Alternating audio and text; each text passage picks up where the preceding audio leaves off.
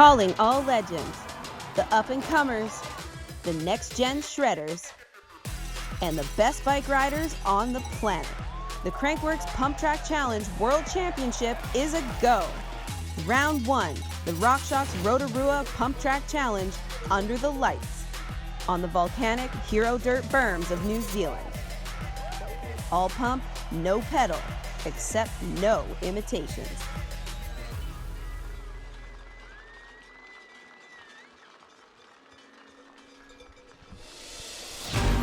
There we go, under the lights. It's time for some action, mountain bike fans. Rotorua, New Zealand, stop number 1 of the Crankworx World Tour. It's the RockShox Rotorua Pump Track Challenge. We are delighted, maybe not as delighted as the fans, because the enthusiasm here in Rotorua is unrivaled. They love everything that we have here on tap for them. This is the 5th year we've been back. And if you were here last year, or if you tuned in from wherever you live around the world, you would have seen this, Jill Kintner in the final. But a new face arriving to challenge her dominance, Keilani Hines.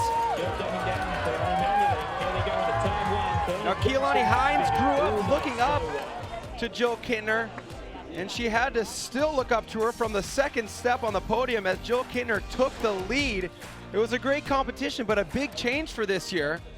No Jill Kintner. There is no Jill Kintner, so there's officially going to be a new Queen of Crankworx handed out at the end of the year, as well as gold medals in pump track, because Jill was the undisputed queen of pump track as well. So it really opens up the door for all the other female competitors who've been practicing hard in the off season, especially Keilani Hines. We're taking a look at her right now on screen. Now Keilani Hines, not only did she get second place in Rotorua last year, but she was consistent all season, ended up finishing second in the Pump Track World Championship overall. Now Jill Kintner, not only does it open up the opportunity for her to try to win here today, but could she be as consistent as she was last year? She may be able to win that World Championship, but she's going to have to contend with our leader in the Queen of Crankworx hunt right now, Via Verbeek. Yeah, she's already amassed quite a lot of points for the first round, and she's got more chance tonight to get more points in pump track. So she's clearly putting her name in the hat, and she's the current leader. So I can't drive home enough. This is the first event of a world championship for pump track racing right now. Of course, we have women's category. We're talking about that right now. But we have the men's category. And the 2018 world champion for pump track racing was none other than Cheney Gunay. Take a look at this guy. He's back here for more in 2019. Let's take a back look at Rotorua here a whole year ago. He would go on to take second there. Thomas Lemoyne was the winner. But he was consistent all season except for one event, Leger issues. But right there, he knocked out Adrien Lerone in Innsbruck. Kind of crazy to have the French rider have his only off event in his home country. Take a look at this. And then it got interesting. Thomas Lemoyne, all he needed to do was advance through this round against none other than Cheney Gunay. But Cheney Gunay would actually knock out Thomas Lemoyne, uncharacteristic error from him, and he would take the world title. World Championship on the line. First place went to Cheney Gunay. Second place was Thomas Lemoyne. So Thomas Lemoyne not only looking at trying to better that second place in the King of Crankworx overall, but trying to better his second place in the Pump Track World Championship overall. So a lot of opportunities for him to get a little redemption from his mistakes in speed and style. More on that later. But a big season starting here in Rotorua. Fans are excited to start this action because we have a more interesting course than last year. A lot of interesting features. You see that spine feature in the middle. For an up close and personal view, let's go on board with Casey Brown. Hi, I'm Casey Brown. This is the 2019 Crankworx GoPro Pump Track course preview. Oh. Wow, that was a crazy wall. Some rollers, nice long corner, couple quick corners, another 180 corner there, some rollers to the finish. Whew. That is a wild one. So great course there. We've never had that spine feature right in the middle. People were already doing tricks for fun in practice, so you know that really opens up the doors for entertaining rounds here. You know, when you get under the lights and you have a big crowd, people get excited, especially when you have the best pump track racers in the world. One of those, a guy we know and love, Thomas Lemoyne. You may not realize it, but he may just be your favorite rider, a rider to follow this season because he competes in so many different events. Pump track is one we've seen him win many, many times. So I'm sure he's found his way onto many fans' fantasy teams. We've teamed up with Pink Bike this year to do the Crankworx Fantasy Competition, bringing big prizes to you and giving you the opportunity to pick your favorite riders. You get a set budget. You can't go over budget, so you have to choose some of the top dogs, but you have to make sure you pick some of these riders who are like Billy Meeklam, maybe only worth $35,000, but he's on a tear this year. He's not costing that much because he doesn't have a ton of results, because he's a new undiscovered talent who's really making a name for himself already, winning the speed and style last night. Well, let's send it down to the third member of our team, Michaela Gatto, who's standing trackside. Thanks, Cam. Yeah, so I was walking the pump track earlier with some of the athletes, and the most obvious change in this course is that first spine feature. Athletes are going to come out of the start gate, hit a wall of dirt, try and scrub that speed and lose as little time as possible before dropping down the backside, down that first straight.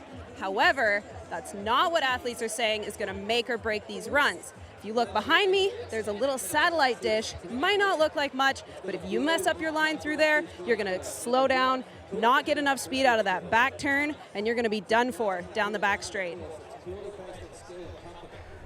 So this is pump track racing. This is different than what we saw earlier in downhill. Obviously, it's all condensed on this track right here. Andrew, walk me through how the format works for pump track racing. Well, Cam, there are a couple of rules. There's no chain allowed. We need a minimum of 26-inch wheels. There's a time trial qualify format to get our brackets. Then it's a head-to-head format. We have 2 runs on 2 different courses. We combine those times. Lowest time advances. We've got top 16 men, top 8 women, and there you have it. Cheney Guinea was a last year's series champion. Jill Kittner, who will not be here, was the 2018 women's champion. So bracketed racing is always excited because it's elimination format. Speaking of brackets, let's take a look at the brackets for the women right now. You see them getting ready for competition, hanging out, all smiles right now. And that's what's great about pump track, is it is light at the beginning, but it heats up real quick and it turns serious. Take a look at the racing we've had so far for the women. So there's one of our clear favorites, Kilani Hines sitting at the top there. Then we're going to move down. Tane Seagrave, she's here. Annika Beerten, Via Verbeek, and Daniela Beercroft, to name a few. So real open door here for a rider like Keelani Hines, who was the bridesmaid so many times last season, but Jill Kittner not here. You got to be thinking she's eyeing up that top step of the podium. But take a look at the men's bracket. Well, Adrian Long came out swinging. He's our #1 qualifier. Joey Forrest is there against Michael Byers. He's a former podium rider. Colin Hudson, first place in Worcester last year. That's great to see him back. Luca Cometti, Thomas Slovak, and let's not forget people like Kyle Strait, who qualified in 2nd. I always get excited to take a look at those brackets, look at the top and the bottom, and see what the collision course could be. More pump track racing coming at you. Don't go away.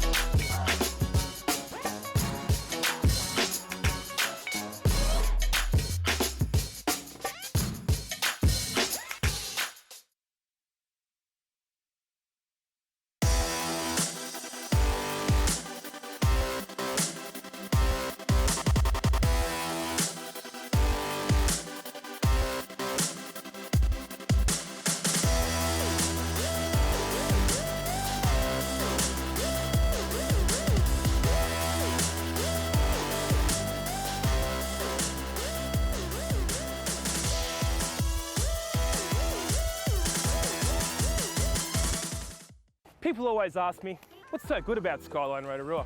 Well, it's a little bit of the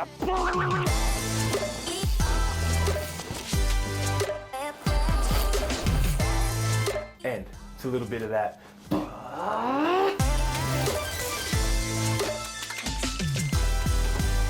Most importantly, it's all about that whop, whop, whop. First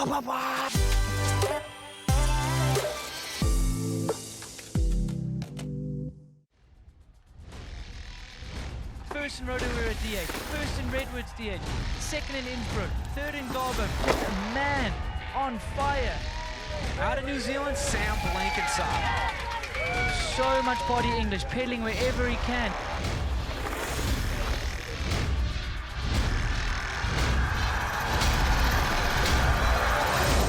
King of Crankworx, Sam Blankenship.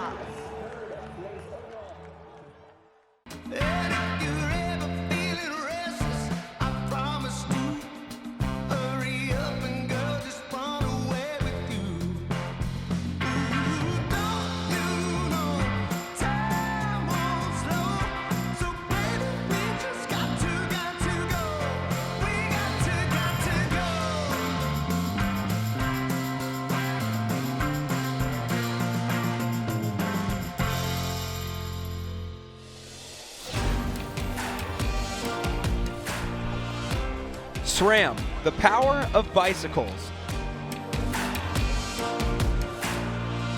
Well, the stage is set here. We've walked you through the course. We've walked you through your top 8 competitors for the women, your top 16 for the men, and the riders are ready to race. This is the RockShox Rotorua Pump Track Challenge, and it starts right now.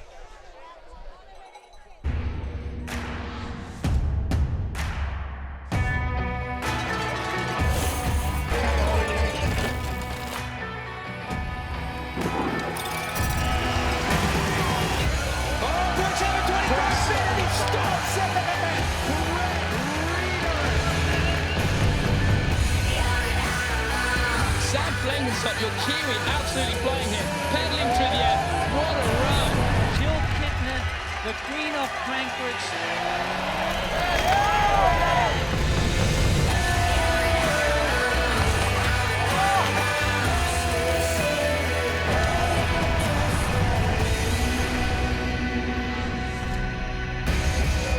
Time to race some pump track. We got the women's category up first here. We're gonna start out with a bracket that holds our first qualifier for the women, Keilani Hines. Well, those look like men. I take that back. Let's start with men. Here we go. We got Well, 16 of them, and we're gonna start out with our first place qualifier in that category, which was Adrian Lerone. A rough day of racing for him yesterday in speed style. Yeah, he was not what he was looking for, but he's come out swinging tonight. Clearly, that's lit a fire in his belly, qualifying in 4th position. We just can only assume how angry he was from yesterday. Yep. We've heard lots of rumors. These are definitely men, yes. No, you got that, Cam. You're on top of it. But you're a gentleman. You thought the ladies were going first. So Adrian Lerone, yeah, usually you do that. You open up the door for him, you let him go first. Adrian Lerone's going to have to get past Cody Johnson. Always an entertaining rider, and they're off. So as we said, Adrian is riding angry. He's riding motivated. He is absolutely pissed from yesterday. There's actually evidence of that. I haven't seen it. Be sure to send it to me when you can. You're the only one. So Adrian Lerone threw the line first. We expected that because he was our #1 qualifier, but Cody Johnson only has 0.28 to make up once we get them back to the start and we switch courses. But let's focus our attention back to the start, the next bracket. Joey Forresta going against a guy that we remember from 2017. He took the bronze. His name is Michael Bias. He's from right here in New Zealand. That we do. It was exciting to watch back in Whistler. What's he going to have for us tonight? Joey Forrester qualifying in 9th, Michael Bias in 8th. This is going to be one exciting heat right out the gate. Rider is ready. Watch the gate. So Michael Bias wearing the black there on the right side of your screen as they scrub over that spine ramp.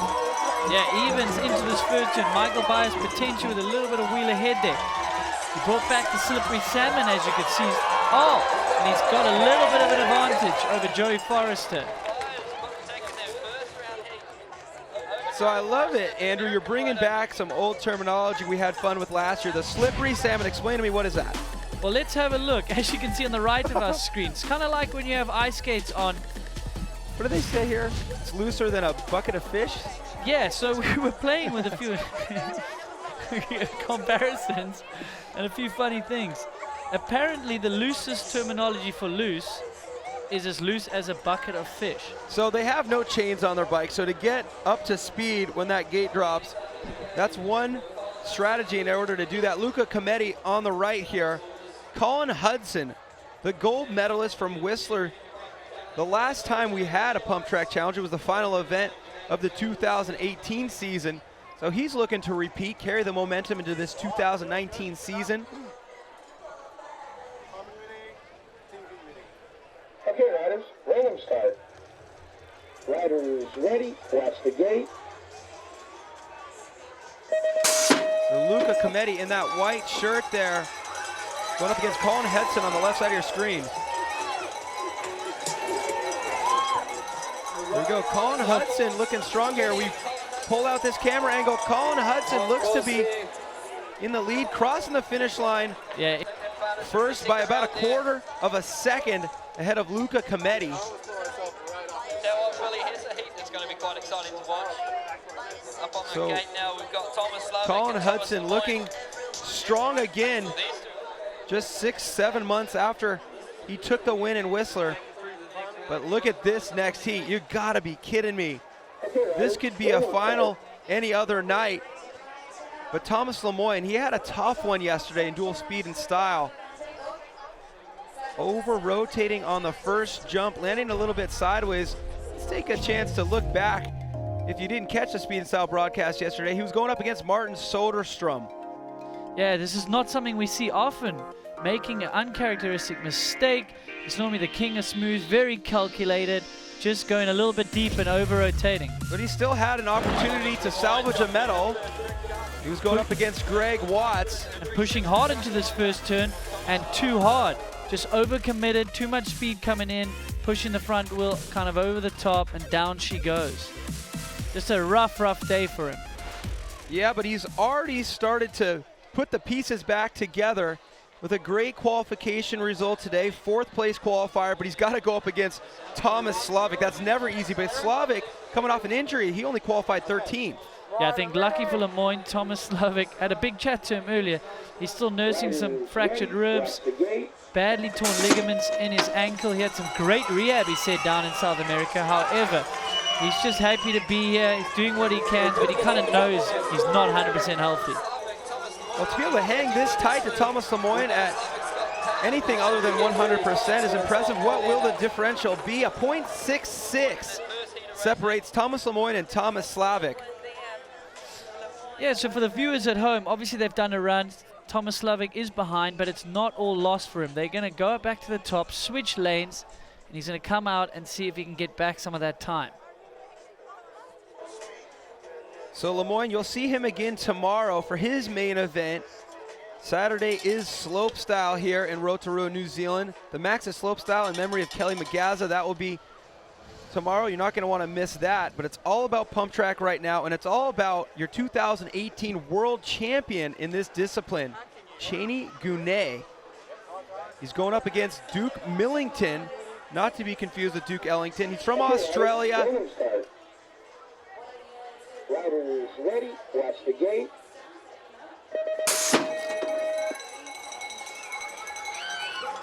You go left side of your screen on the blue bike. That's Cheney Gune, your reigning world champion. Duke Millington as well. Trying to keep him honest here, but I mean, he's got his work cut out of him. He is really light on the bike, making good speed there, Cheney Gune. Cheney Gune coming from that BMX race background. So let's take a look back at this replay and watch how precise he is, Andrew. Yeah, really, really light on those wheels. He's just hopping into the backside. Super efficient, lots of bike handling skill there. Comes from years and years and years of BMX racing. Big difference here is you take your chain off. So the sprints may not help here. It's all about precision, but a lot of fitness required to generate the speed. But listen to the crowd. They're getting wild right now for the man on the left side of your screen. That is Keegan Wright.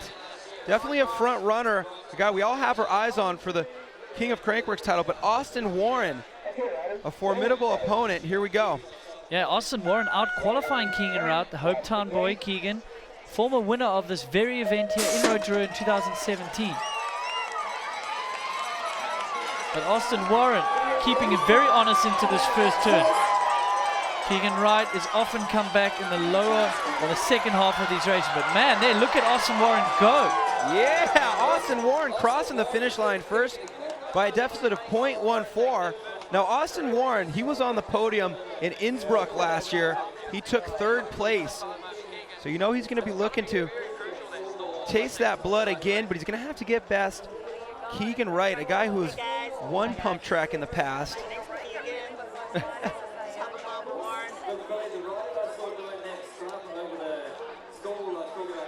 So we talk about the king and the queen of Crankworx titles. Let's explain what exactly that means. There's 3 events. We kick it off here in New Zealand, then we go to Austria, and then Whistler. And we have all kinds of different disciplines at all 3 of these events. And these riders, depending on how versatile they are, they can sign up for as many as they want. And for most of these events, we give points all the way down to 30th place. That's what we did for downhill. And all those points are added up until at the end of the year, we crown royalty. Sam Blankensop was the king in 2018. Jill Kintner, she was the queen. Jill Kintner's not here this year, so it really opens up the door for our other competitors. But in the king standings, currently Bas van Steenbergen is leading the charge with 156 points. He's in the gate right now looking to add to that 156. He's got other competitors hot on his heels looking to earn points of their own. One of those, Barry Nobles, is in the gate with him. Number 7 qualified Barry Nobles against number 10 Bas van Steenbergen. But Bas van Steenbergen wants to get as many points as he can in each event, so you know he wants to get through this round. Barry Nobles from the BMX background kept his sleeves on for now. We saw him in the slalom ripping sleeves off to try and intimidate riders like Carl Strait. Don't think it quite worked with Strait. So there you go, Barry Nobles with a wheel ahead. So a tight matchup right there between Barry Nobles and Bas van Steenbergen. Nobles crossing the finish line first by only 0.08 of a second. And snap your fingers if you're sitting at home on the couch. That's about how long it takes for 0.08 of a second to go by. That's what it looks like. There's the front wheel of Nobles. There's the front wheel connected to that orange fork of Bas van Steenbergen, only 0.08. So that'll be a pretty even matchup when they get back up to the top of the course and switch sides.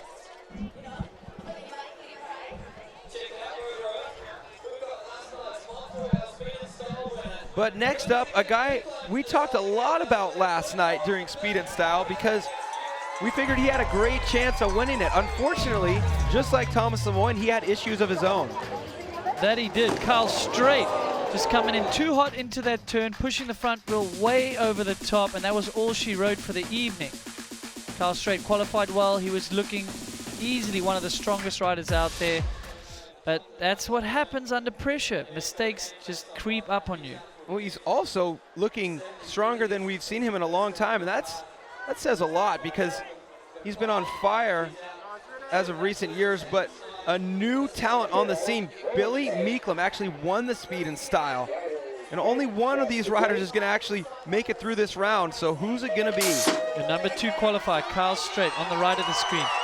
It's Billy McLean, but Billy McLean, I mean, he must be riding so high on life right now after taking that win in Speed and Style, taking down heavy hitter after heavy hitter. Oh, it's close! And here it is! Billy Meeklum holding tight to Carl Strait.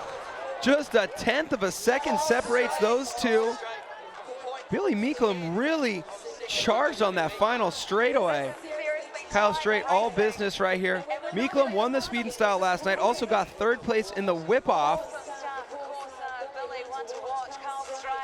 So that was the last of the first runs here for round of 16.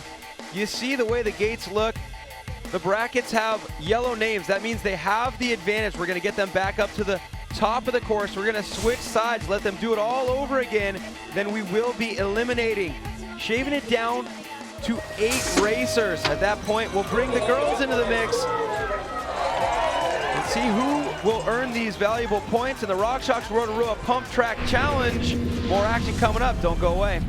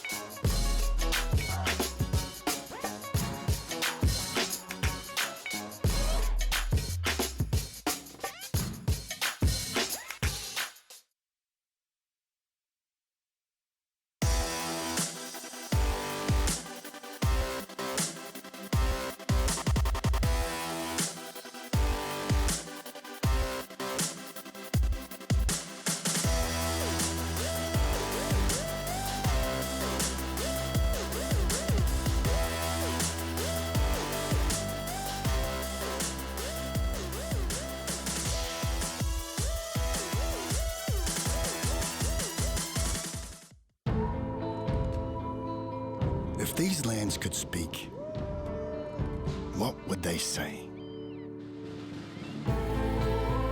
They would invite you in to share this extraordinary part of the world. Because what you'll find down here, what you'll discover, is that you're welcome here.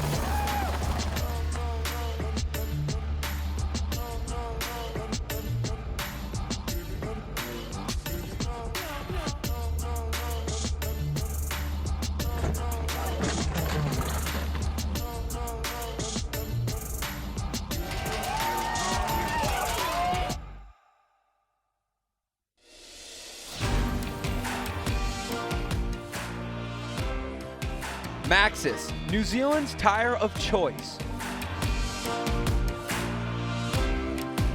Speaking of New Zealand, take a look at where we are hanging out right now. We have the luxury of being able to migrate down here every March to kick off the Crankworx World Tour. We're floating in the middle of the Pacific Ocean. Look at this country. Two magnificent islands. We're hanging out on the north one in Rotorua, New Zealand. A spot that is popular for tourists to come check out all the geothermal activity, the hot springs, but it's also a hot spot for mountain biking. For the last 5 years, we've been kicking off the World Tour right here. And tonight we're kicking off the Pump Track World Championship. We're in the round of 16 for the men. We have one run under our belts. We have the riders back up to the top of the course, and the brackets look like this. Well, there you have it. Adrian Laurent, he's in yellow there. He has the advantage. Michael Byers, Colin Hudson, Thomas Lemoyne, the likes of Cal Strait, all there at the bottom, all leading. So there we go. Adrian Laurent on the right side of the screen has an advantage of 0.28 over Cody Johnson. Riders ready, watch the gate. With a race this short, Cam, as we know, all it takes is a little bobble, little mistake, bit of pressure, and anything can happen. But Cody just needs to keep him honest, put some pressure on him, try force a mistake. That's not the way to do it, the wheel behind. Wow, Laurent looking strong tonight. Issues yesterday in the dual speed and style. He was visibly not happy with his performance. And we've seen in the past, we've seen him have mistakes, come back the next day and make up for them. Will that be another opportunity for him to repeat history? Michaela Gatto has her ear to the ground out there. Let's take this opportunity to catch up with her. Yeah, guys, it's really interesting here. The times are so tight, but riders are saying the left side of the track is actually faster. So it'll be interesting to see when the riders switch sides, who comes out with the win.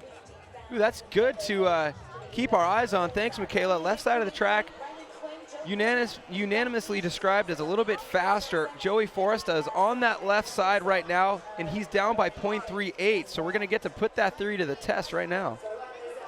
Yeah, let's see it. He is down, like you said, but now he's switched over potentially to the faster side. But he's coming up against Michael Byers, the 2017 bronze medal winner out here. Yeah, so he has some hardware from an event like this. Will that experience pay off here? It does look a little bit quicker, that left side, especially down the first straight. Yep, it is. Is it going to be enough from Joey Forrester? I believe it was 0.38 he had to make up. Yeah. And it's 0.49. So quick math would say that Joey Forresta makes it up. A big upset here. Michael Byers not going to get another medal. He will be eliminated. And you know what? That's what we love about pump track racing, is you never know what can happen. Instant eliminations. Joey Forresta moving on into the round of 8.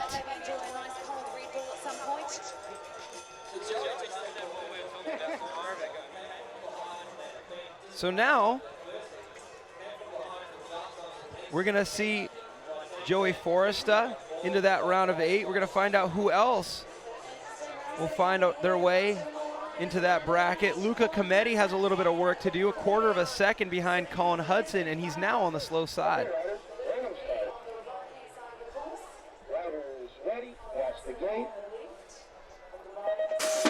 A gold medalist from Whistler. The last time we racked these riders in a gate and put them on a pump track. So the man with momentum technique from last year has the advantage. Just needs to keep it clean here, and he should be able to go through. Wow, it looks like Colin Hudson has not missed a beat through the off season. Luca Cometti will get to go back to his room and watch the rest of the action. But Colin Hudson looking to repeat that win from Whistler, moving on.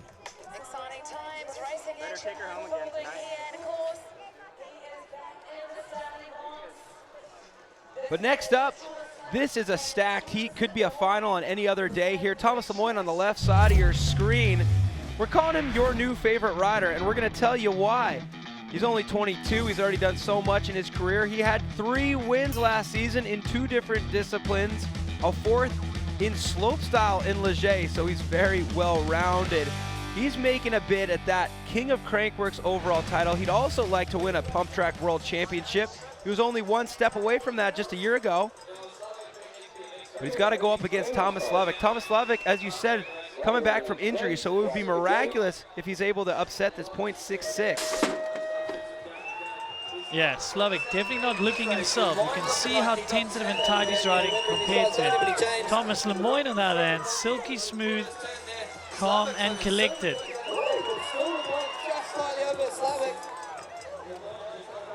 So Lemoyne through the line first. That means we will see him in the round of 8. Thomas Slavic done for the evening.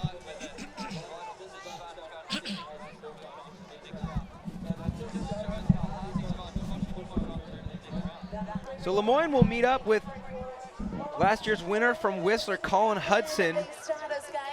And wow, Lemoyne definitely does not have an easy path if he's going to make it into the finals here. He'd had to go through Slavic.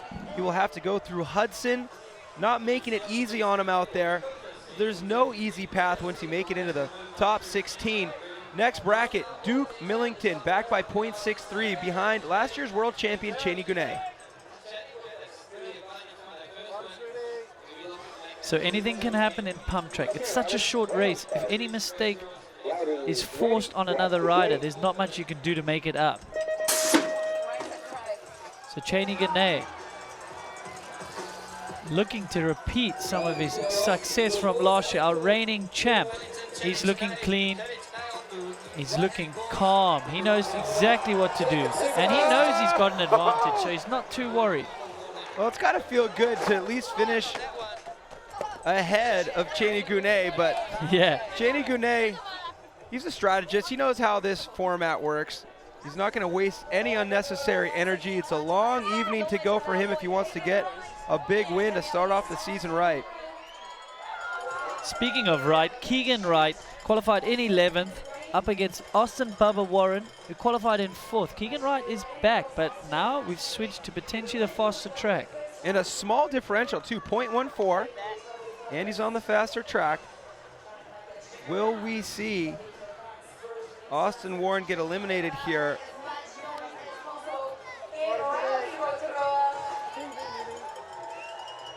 So Keegan Wright has already notched up a win this year in front of hometown crowd. He's won this event before. It's only a .14 separating these two right now. Austin Warren, on paper, should be taking down this heat. Oh, it's going to be close, fans.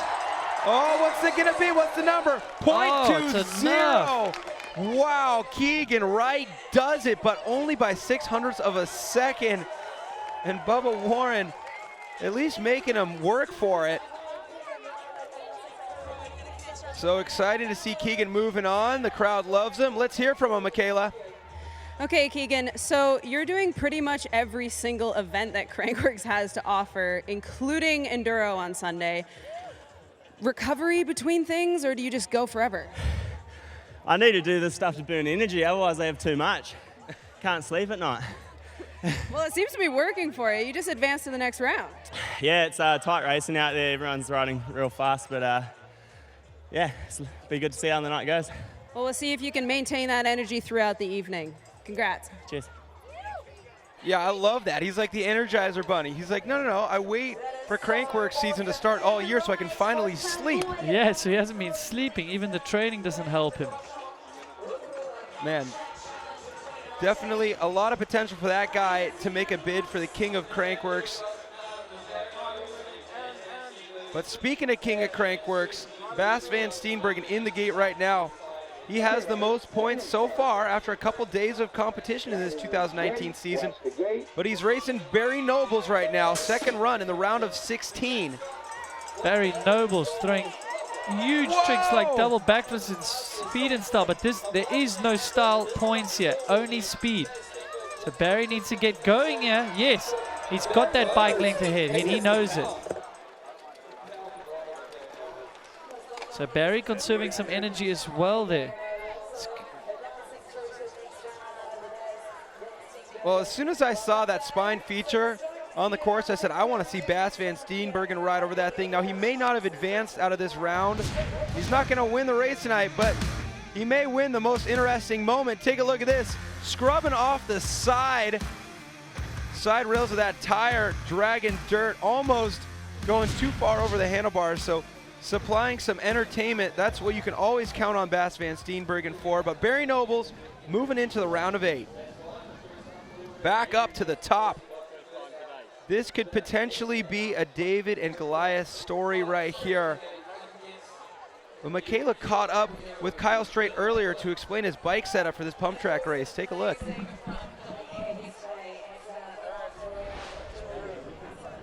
So I'm in the SRAM booth right now, and as we know, the riders are super important to this event, but what I'm curious about right now is what the riders are riding. So Kyle, let's hear about your pump track bike. You know what, Michaela, what I'm riding is a Commensal Absolute. I'm riding that same bike throughout all the 3 events that I'm doing here, Slalom, Speed and Style, and Pump Track. But for Pump Track, the main difference is tire choice. Obviously you take your chain off. I'm running the same RockShox Pike GJ for the front. And a little secret thing there is my crank stopper from Speed and Style. So my cranks move less, and it kind of gives you a little more feedback when you're riding with no chain. So for those of you who don't know what a crank stopper is, it is a little piece of rubber that is sitting right here to make the cranks, like Kyle said, not move as much. And is this, a lot of people use like bits of an inner tube. Is this one an actual crank stopper that you can buy? Yeah, technically. I mean, it's just like you get it, you know, it's like a pipe connector from any hardware store. But, you know, the main thing is that, you know, my bike's fully set up for each event individually, and it feels pretty good today. Amazing. That's pretty cool. You can fly it halfway across the world, only bring a few different things to tweak the bike, but essentially run the same program for all 3 events. Sure. Yeah, exactly. Yeah, you know, everything's the same. Like besides my extra cable here for Pump Track, don't really need it, but you know, might as well leave it there. You never know when you might want to throw in a tail whip. Yeah, you never know. Well, thanks so much. We're excited to watch you tonight. No problem. Thanks.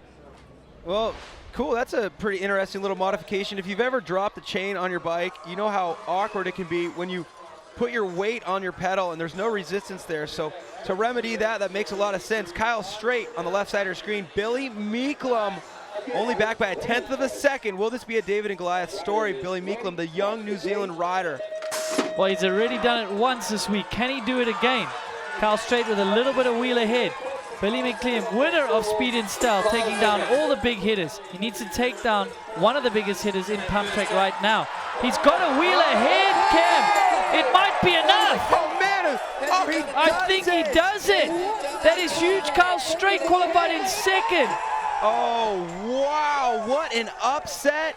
This young rider is really making a name for himself. In the last 48 hours, he's won dual Speed and Style. He's got 3rd place in the whip-off, and now he's eliminated Kyle Strait in Pump Track. You gotta be kidding me. Well, we're excited. The fans are excited. I'm sure he's excited. You know who's not excited? Kyle Strait and the rest of these big hitters. Yep, there's a new kid on the block. Take a look at how close this was. He needed 1/10 of a second. He pulled off a .15. You know what they say, ignorance is bliss. Maybe he doesn't even know who he's up against. The biggest and heaviest hitters in our sport. No match for Billy McLean. You know what's funny? Billy's rolling into this Crankworx Rotorua week saying, all right, Pump Track's my main event. He wasn't expecting to win speed and style. He had his sights set on a gold here in Pump Track. I have a feeling nothing has changed. He's still gunning for that top spot. So there we go. We split the field in half. We went from 16 to 8, and now we get them, and we just keep on slicing and dicing. Take a look at that bracket.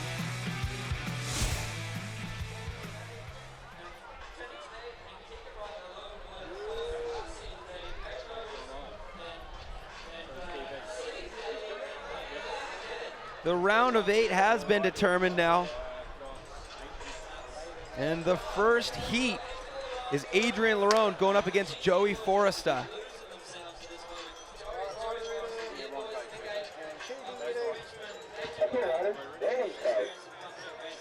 Riders ready, watch the gate.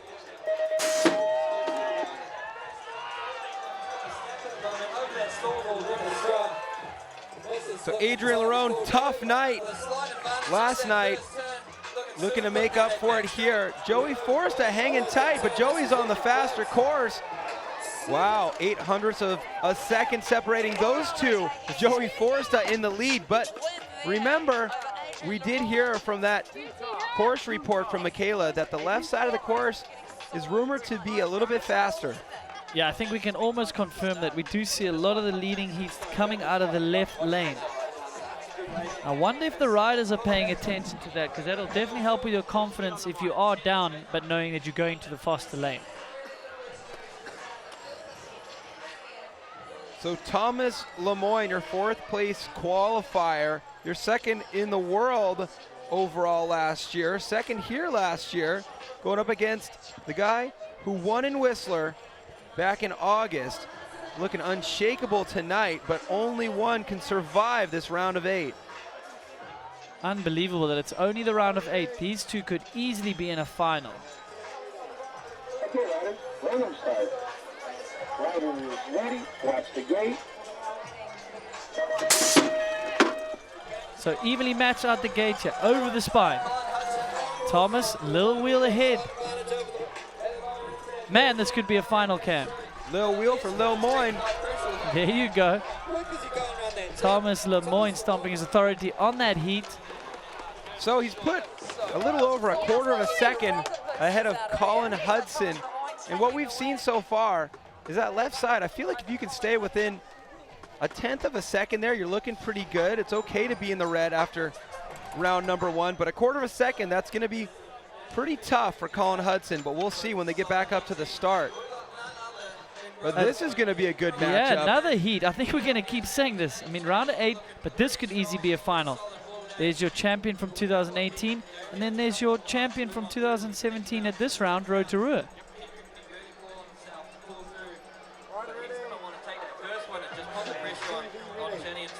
Okay, riders, random start. Riders ready, watch the gate.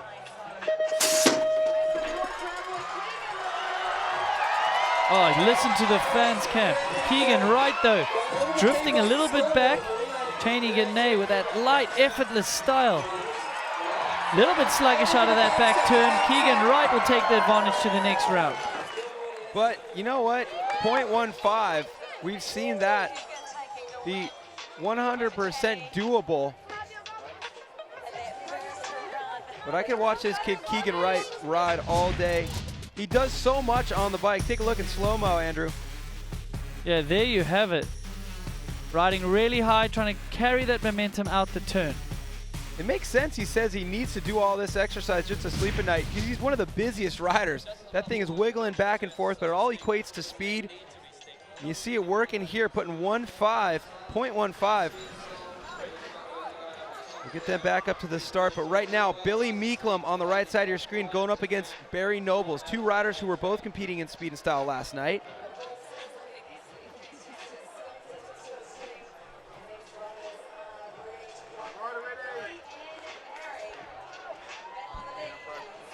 We're going to have to just start calling Billy David. Knocking down all these Goliaths. Can he keep it up? Yeah, he's done multitude yesterday. One already. This would be another big one in Pump Track. But look at him go. Barry Noble's having none of that so far. He's actually got a wheel ahead from the slow course. Yeah. But this is where this course gets a bit slow. It's out of that turn right there. And there you go. There's your New Zealander, Mr. Billy David Meckler. That's a good advantage as well. 0.29 in favor of Billy Meeklam there. Barry Nobles with his work cut out for him once they get back up to the start. But take a look, there was a tiny bobble from Barry. You're totally right. Look at that. He just came out a little late out of that turn into the next berm. Couldn't carry as much momentum as he would wanted, and you can see it. He's struggling for drive down that final straight. Well, before that bobble, he did have a bit of an edge. He did. Definitely a small mistake from Barry.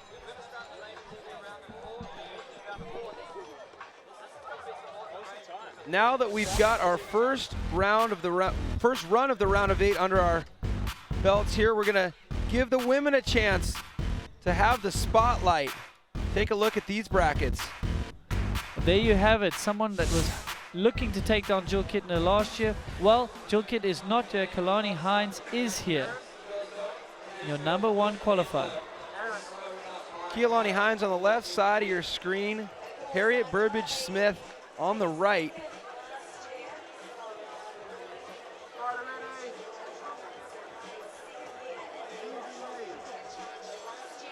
Okay, riders, random start.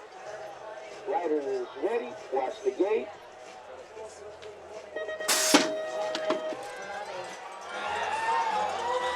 Well, Harriet with a bit of a jump out of the gate. Yeah, big jump there. Yes, the faster track, but that is a good little advantage.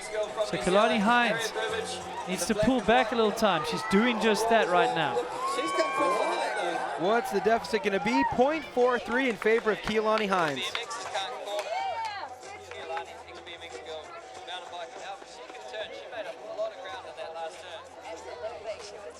So Kealani, your number 1 qualifier out here for the women. Take a look at the start. I feel like Harriet really got a good jump. Yes, almost anticipated that gate. Must be tough for them not to want to put pedal strokes in, you know? It's really subconscious that you just want to pedal a bike when you're in a gate. You ride a bike your whole life, and what do? You pedal it. All of a sudden, you can't. It's hard to break that habit. Muscle memory.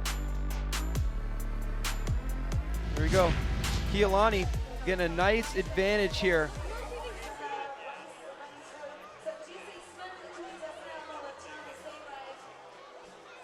But this will be another good one. Tawny Seagrave, busy day for her. She was racing downhill earlier, going up against Jessie Smith from the BMX background on the left side of your screen.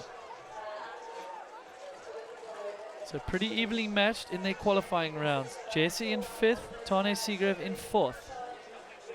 Okay, riders, random start. Riders ready, watch the gate. So good start from Jessie. That's what she needed against Tane. So in the slower lane from what we can deduce. Pumping hard out of the back straight. Oh, a little bobble from Jessie.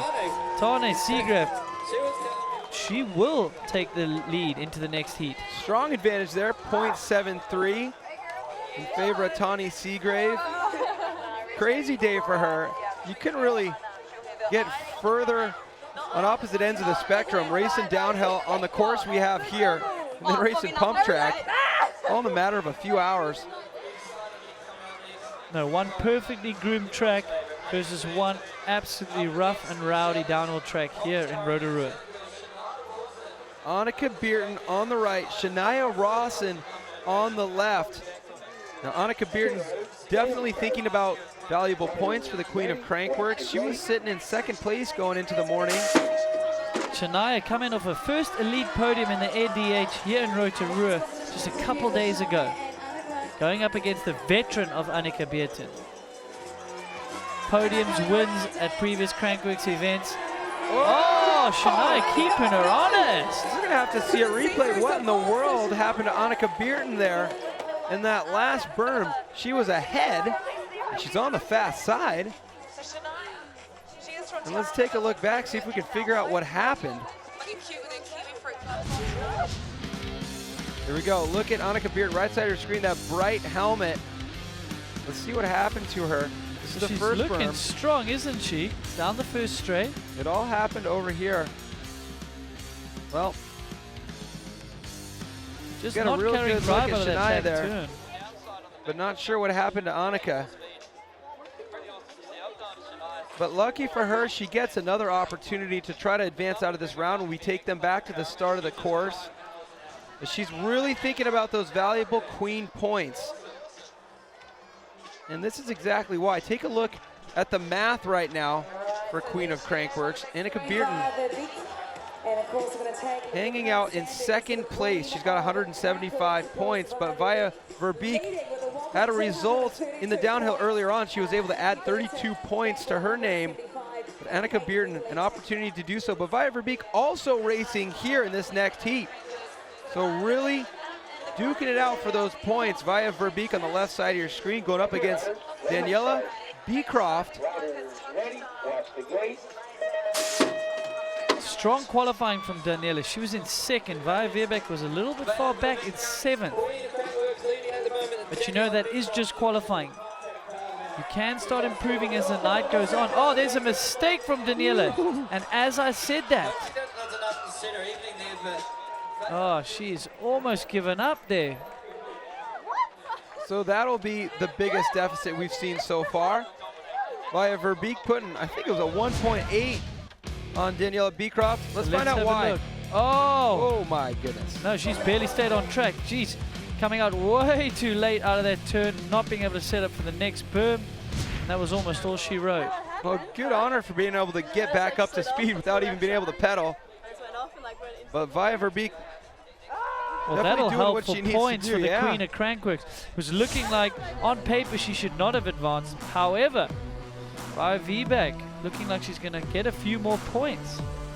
Well, back to the men's category. Here's a look at what the brackets are doing for the round of 8. The names illuminated in yellow mean that they have the advantage going into this next round. We all know that the left side of the course appears to be faster, so we're going to have a lot of interesting cases here where there's some tight differentials in the 0.15, 0.2 range, but now you have the rider behind on the fast course. So here we go.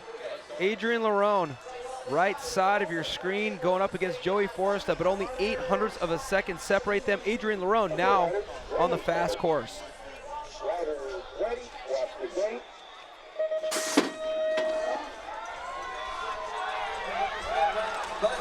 So he's on the fast course, Cam, riding with anger, determination, qualifying in first place. Joey Forrester, what does he have for him though? Doesn't look like it's going to be enough though. Oh, Adrian Larone doing it right there, advancing. Joey Forresta, his night is over, but really impressive to see him make it this far. And if you're going to get knocked out by somebody, you might as well get knocked out by somebody who's so accomplished in this discipline. Adrian Larone moving on.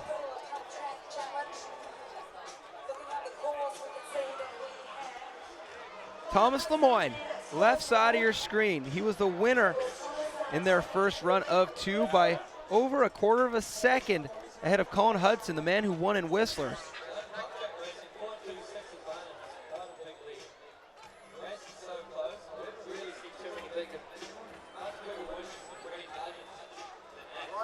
So that's that deficit you were speaking about, Cam, 0.26. It's kind of on the teetering edge of the difference between these tracks potentially. Let's see what happens.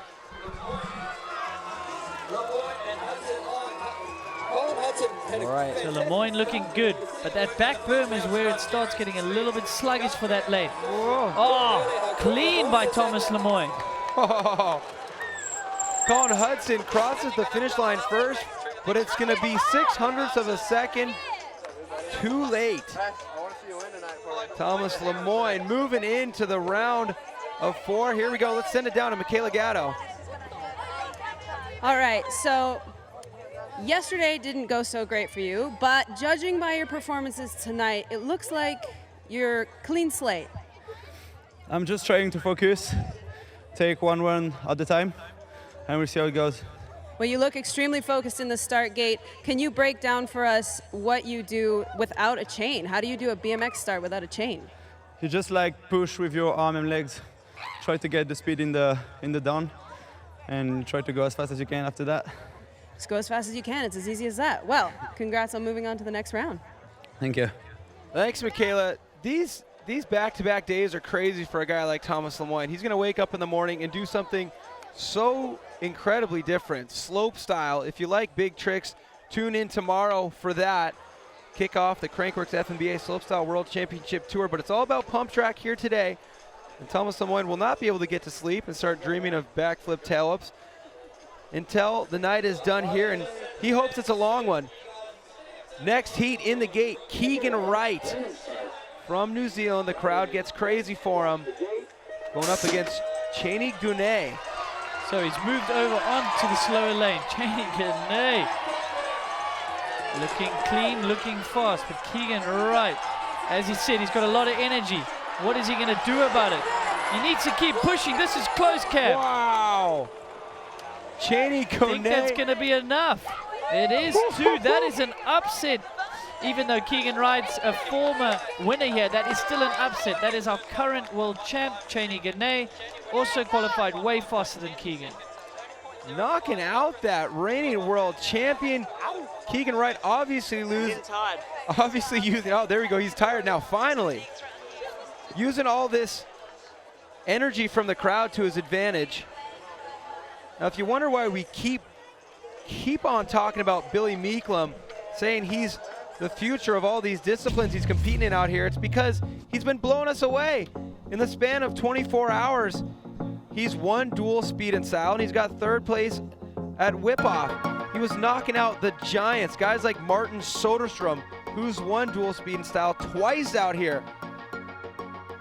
But Billy Meeklum, a name that nobody really knew at the beginning of the day yesterday, but surprising even himself there.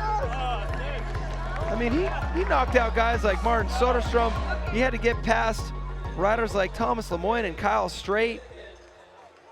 And I'm sure it's kind of hard inside that helmet to just make sense of it all, but he'll have plenty of time after this week to digest. Right now, he's got to focus on getting out of this round right now against Barry Nobles.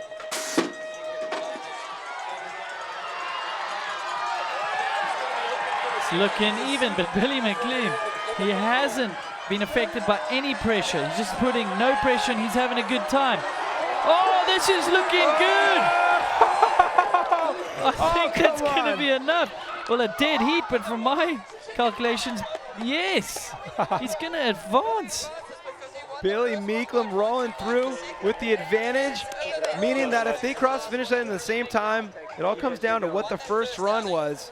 So Billy Meeklum, I mean, we need to go and get a video shot of his bedroom. I swear, he's got portraits of all the best mountain bikers in the world, and he's been throwing darts at them.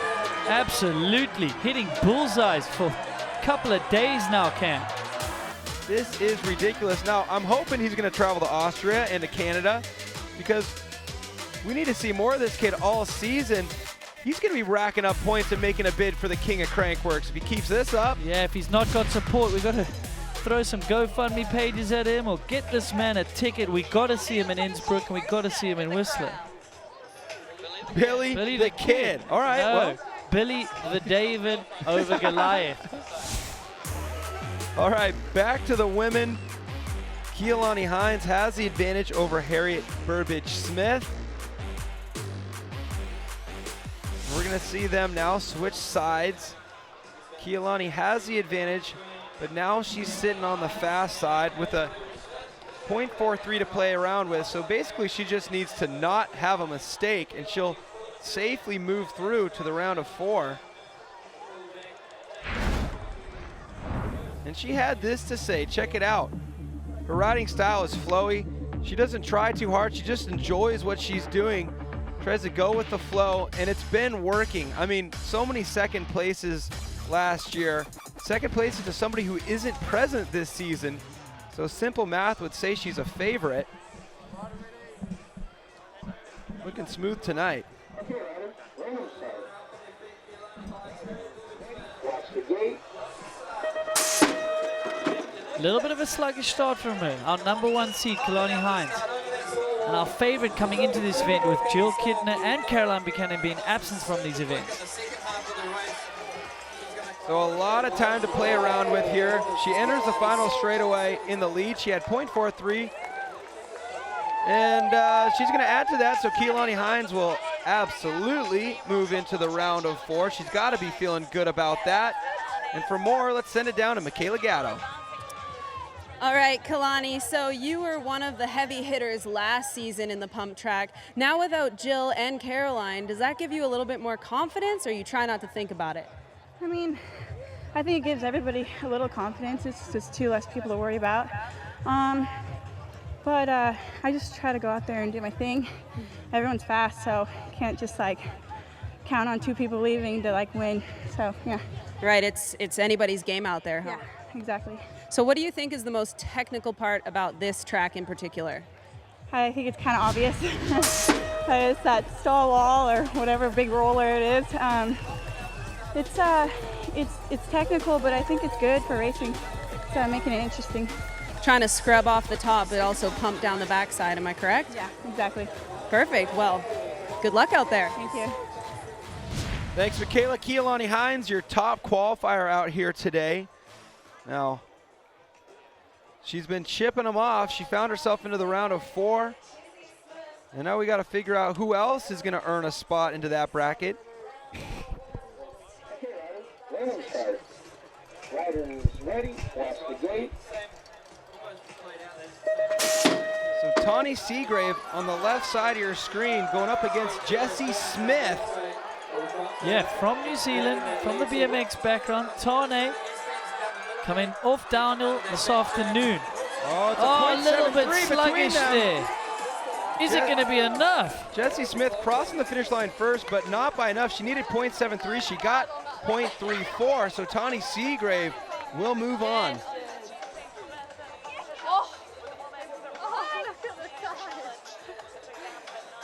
I'm just going to have to smash that left one. So Tawny Seagrave, big day for her. She did the downhill, got a podium. Now she's looking to back it up here in pump track. She moves on into the round of 4. As we focus our attention back to the top of the course, the next heat, Annika Beerton. She's behind and she's on the slower course right now. She has .27 to make up.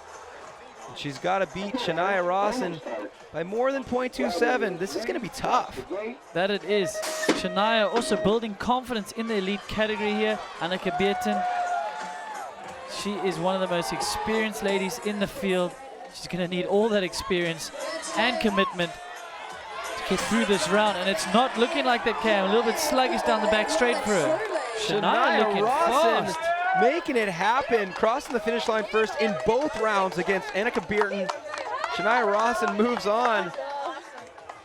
I like her odds to make it through to the final here. She's going to go up against potentially via Viebeck after that big mistake from Daniela. So Shania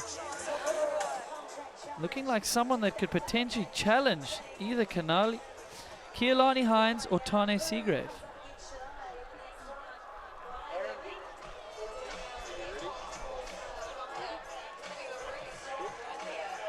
So there we go. In the gate next is Via Verbeek.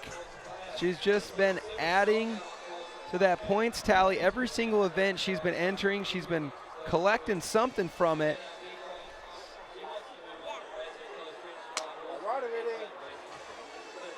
Anything can happen here.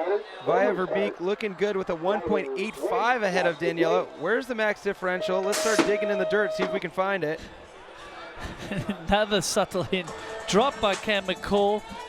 The man of experience, Cam McCall's been out here for a long time. We know what he's aiming for. I agree that I'd love to see a bit of a max differential. Give Daniela a fighting chance here. So Via doing just what she needs to do there to advance.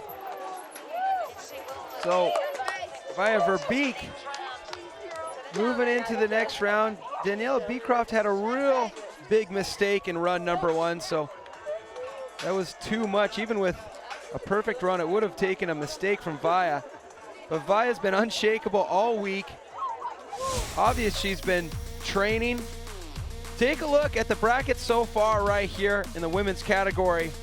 Keelani Hines going up against Tani Seagrave. Huge heat. And you know it's only going to be huge heats in the round of 4 because it's a long road to get here. Lots of points on the line for both categories here, the men's and the women's.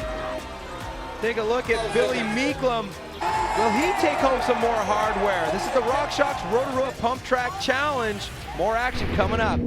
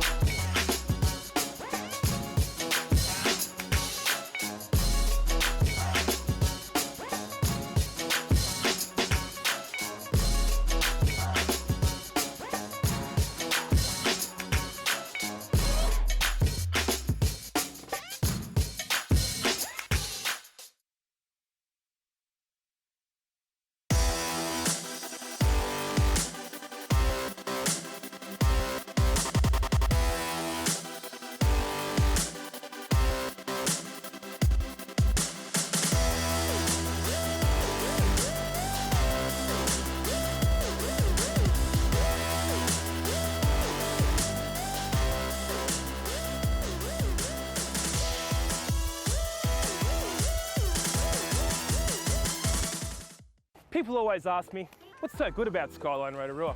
Well, it's a little bit of that.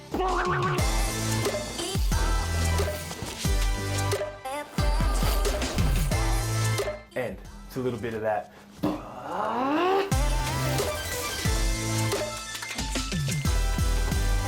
Most importantly, it's all about that. Whop, whop, whop, whop, whop, whop.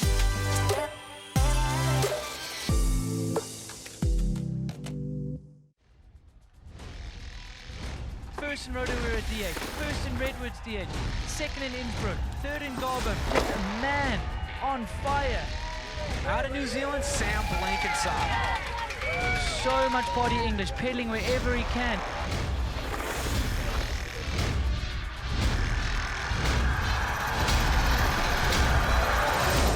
King of Crankworx, Sam Blankenship.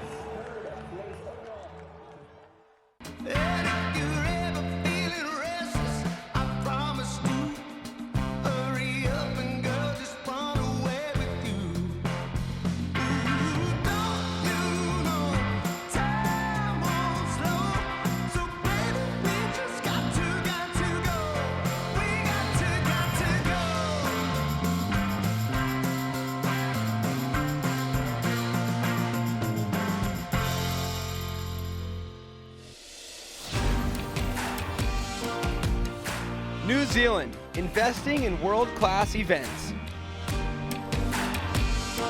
Skyline, once is never enough.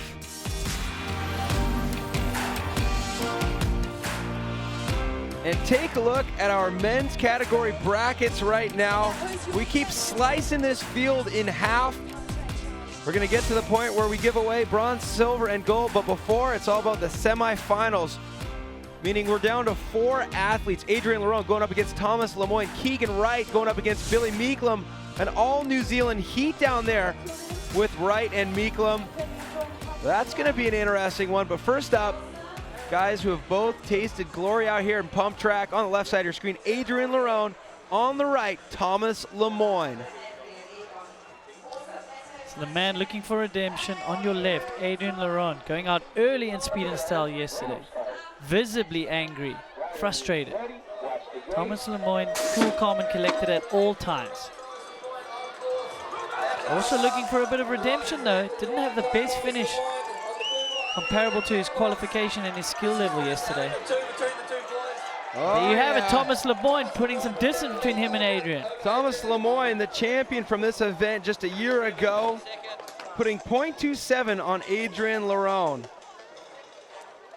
Yeah, both of these guys going out earlier than you would expect in speed and style yesterday. So both wanting to get onto that podium here. Thomas Lemoyne, big day ahead of him tomorrow for the slope style. It would be great boost of confidence to get a medal here before the Maxis slope style in memory of Magaza tomorrow. We're all excited about that, and we're excited about this next heat. New Zealand versus New Zealand. Keegan Wright on the left side of your screen. And the new kid on the block, Billy Meeklem on the right. Billy, the giant killer Meeklem. Showing experience way behind his years here. Keegan Wright. The posture from Billy. The straight spine, all of that equates to efficiency. Exactly, unflappable though. Although Keegan is looking aggressive here. Oh, that looks like a little bit of a bobble through those berms.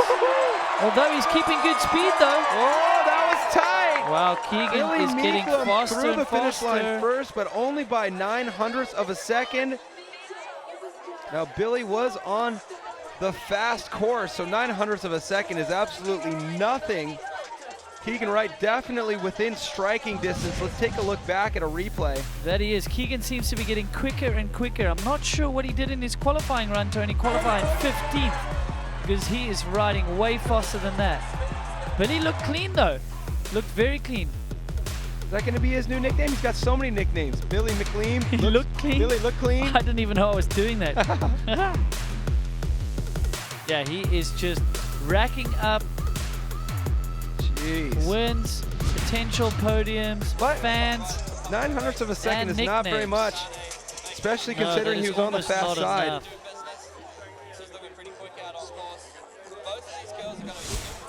All right, on to the women's category. Keilani Hines going up against Tawny Seagrave right now. In the next heat, it'll be Shania Rawson going against the current queen leader, Via Verbeek. But Keilani Hines, I mean, she had huge advantages in that last bracket, but now she's got to go up against Tawny Seagrave. Seagrave qualifying 4th, Keilani Hines qualifying 1st. This will be a pretty even matchup. Tawny Seagrave on the faster course there. Dead heats right now going into this back turn. Keilani Hines looking to go run better than last year. Keilani Hines crossing the finish line 3/100ths of a second faster on the slower side. So that is impressive, but definitely well within the realm of possibility for Tawny Seagrave here to upset that 3/100th of a second. And you can hear the riders talking about the difference in those lanes. That's no disrespect to these course builders. It's near impossible to get them identical, but they're a great matchup here. Well, Michaela is core side, and she's got her ear to the ground. Let's hear from her. Michaela?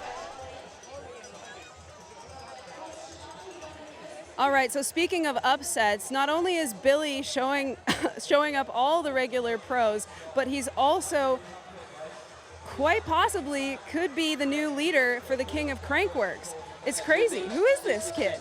Wow, big development there. Thanks for doing the math, Michaela. Billy Meeklem, going into this day, was only 11 points behind Bas van Steenbergen. Of course, Bas van Steenbergen competed in downhill earlier, but he didn't get any points. He competed here today, but he went out early. So Billy Meeklem, only 11 points behind. Really making big waves here on the Crankworx World Tour. But Shania Rawson going up against the leader for the Queen race right now, Via Verbeek. Via has 232 points right now, looking to add to that, but she's got to get past Shania Rawson.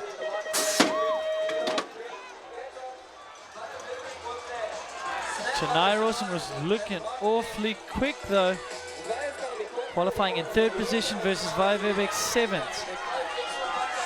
And Shania, look at her go on that slower lane. She's going to take an advantage to the next round. Wow, and a big one at that, 0.58. Shania Rawson really putting it to Via Verbeek right there. It will be exciting to see them switch sides.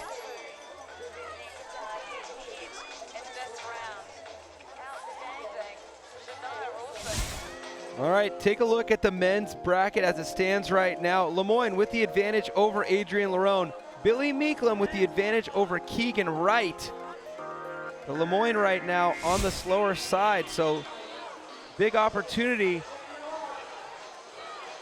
for Adrian Larone. We got France versus France right here, and in the next heat, we'll have New Zealand versus New Zealand. I'm sure all the fans at home are going, why can't it be the other way around? Okay, riders, random start. Riders ready, watch the gate. So the round of redemption here, Adrian Leroux looking to go through and make it better than his performance yesterday. Thomas Lemoyne, though, not going to make it easy for him. Oh, this is great from Thomas Lemoyne. He's doing what he needed to. Lemoyne crossing the finish line first and advancing. Look at that. Well, Lemoyne definitely getting that boost of confidence he's looking for after a tough day yesterday in speed and style. And with a big day ahead of him tomorrow in slope style, knocking out his fellow countryman, Adrian Leroux. That just shows you these qualifying, it's an indication, but it's not what we know we're going to see throughout the night. These riders are getting faster and faster as they go. They might have not done that much practice before qualifying. Incredible ride by Thomas. He's advancing to the final. Well, the good thing about this next heat right here is that you will have a Kiwi in the final. That's exciting for this crowd. Unfortunately for them, it's not going to be both of them in the final together. But we're so lucky to be welcomed to this country, and we love learning about the culture. Take a look at an explanation of what all these wood carvings are all about.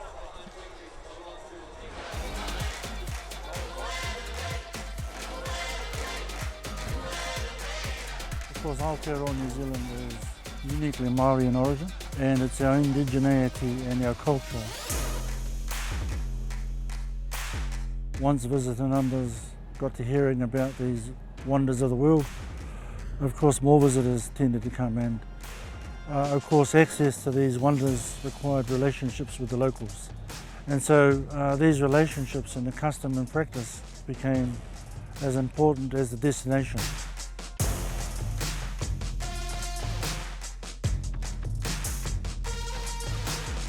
All the artworks at the Crankworx venue have come from here, and they're now being repurposed specifically for Crankworx. And we'll theme the Crankworx venue one of those. They have a tendency to call it a waharoa. A waharoa takes its name from having an entrance where you can walk through the mouth. Crankworx is another version of a modern addition to improving the economy of this rohe and the people in it. So Māori indirectly, we get to still practice those customs and practices that are important to us. The welcoming ceremony, having everybody feel like they've arrived, and at the same time show them our place. A lot to see and a lot to learn about here in beautiful Rotorua, New Zealand, but all the locals hoping to learn when they open up the newspaper in the morning that a Kiwi has won Pump Track. Which Kiwi will find himself in the final? Will it be Keegan Wright? Will it be the new kid on the block, Billy Meeklum? We are about to find out. Only 9/100ths of a second separate these two. Billy Meeklum has the advantage, but Keegan Wright's on the fast course. Ready, watch the gate. The man of the moment, Billy Meeklum, needs to put the pressure on hometown boy Keegan Wright. Oh. Keegan Wright, though, former winner here in 2017. Only 9/100ths of a second. Looks like it's going to be enough. What's it going to be? Wow. Keegan Wright putting .21 on when he only needed a 10th. So Keegan Wright moves on, knocking Billy Meeklum out, but Billy Meeklum will still have an opportunity to go into that bronze medal round, get more hardware. You call him the man of the moment. He's more like the moment just keeps on going. It's like the man of the week here. Unfortunately for Billy Meeklum, it's not going to be gold. Keegan Wright will have an opportunity to earn that, but Meeklum will still have the opportunity to get that bronze. And so fast. Yeah, all of these competitors, man, great to see them going head to head here in the RockShox Rotorua Pump Track Challenge. So Keegan Wright, he knows what it's like to win a Pump Track Challenge. He's going to find himself in the final, but let's take a look at the women right now. Moves back up to the start gate. We're gonna see Keelani Hines, who has the advantage, going up against Tawny Seagrave. Next up will be Shania Rawson and Via Verbeek. Rawson with that big advantage. Keelani Hines and Tawny Seagrave a little bit tighter here. I'm talking 0.03 of a second. But Keelani Hines has that advantage, and she's on the fast course. Okay, riders, random start. Riders ready, watch the gate.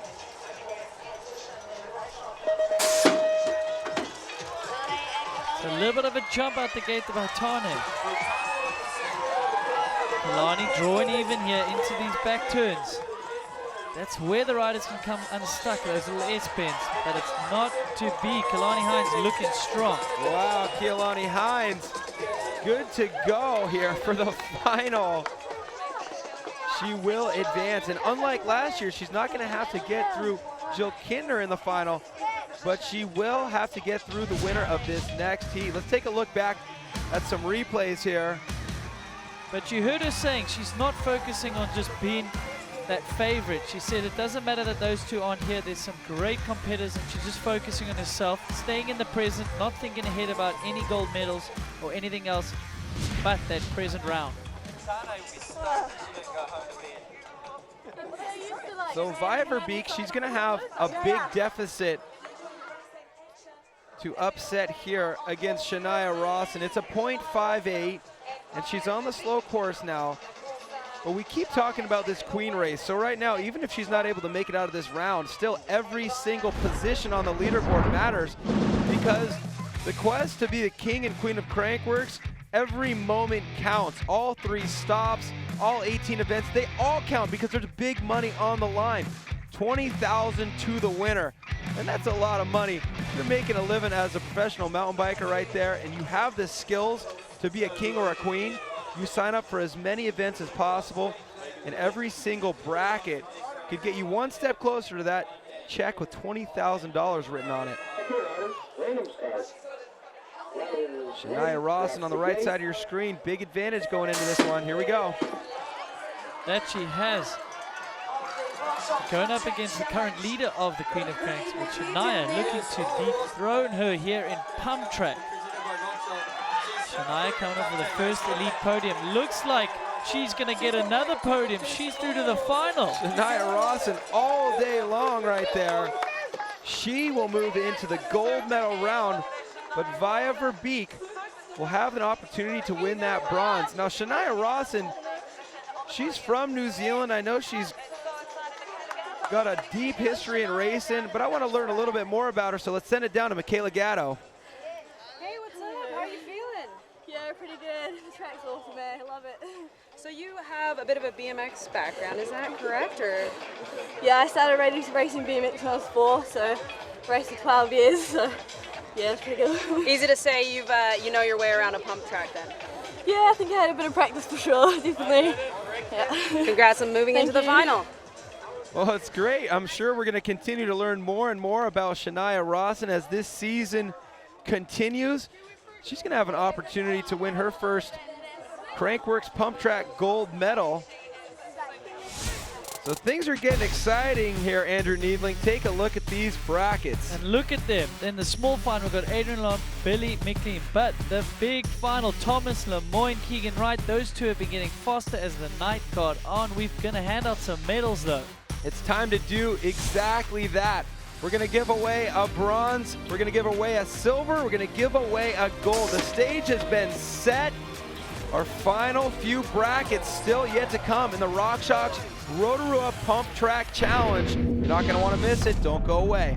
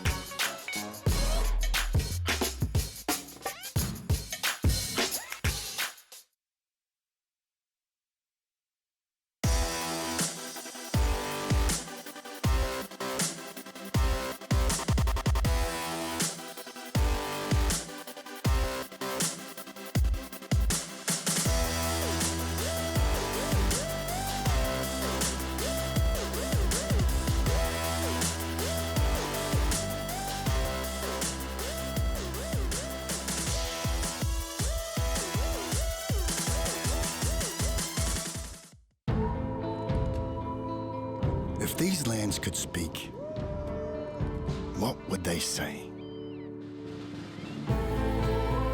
They would invite you in to share this extraordinary part of the world.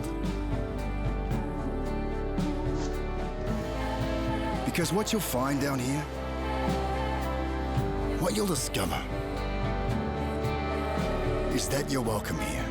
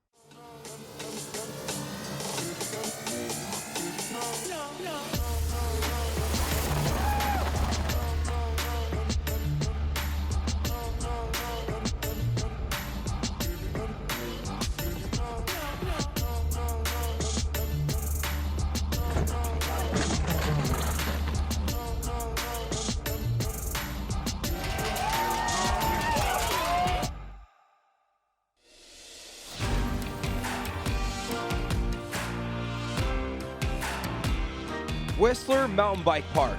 Ride now, sleep later.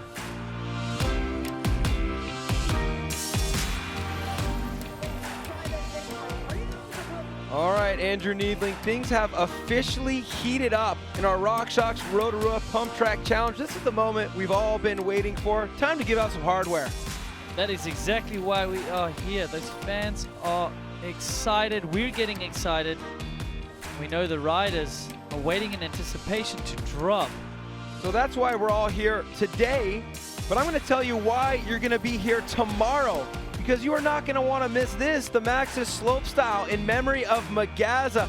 All the biggest names in slopestyle mountain biking: Brett Reeder, Diego Cavarzazzi, Emil Johansson, Nikolai Rogakin, Thomas Shannon. They're all here. That's tomorrow, 3 o'clock local time. If you're on the West Coast of the United States, that's 7 p.m. yesterday. So you may think you already missed it, but don't worry.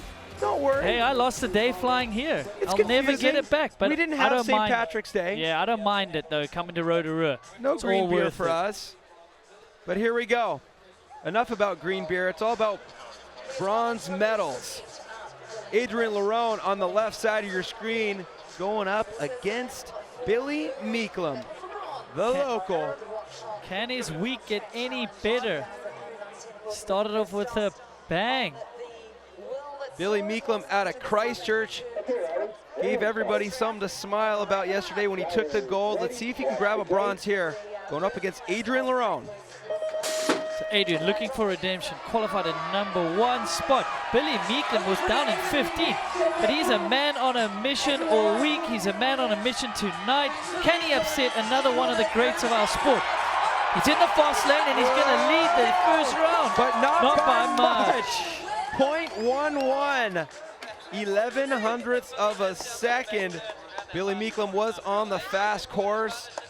So that'll make things very interesting when they switch sides here momentarily. But take a look back at the replay, Andrew.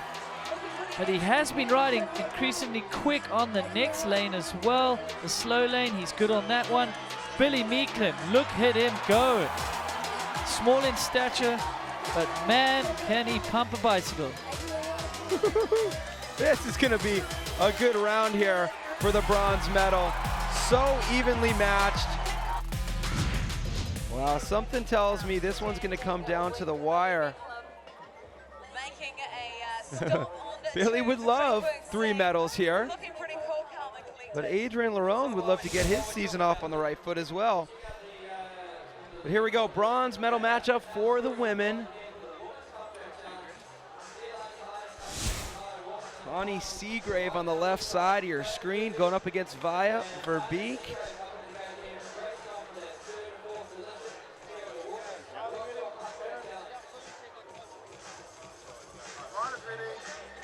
First of 2 runs here for these 2 competitors to determine who gets 3rd place.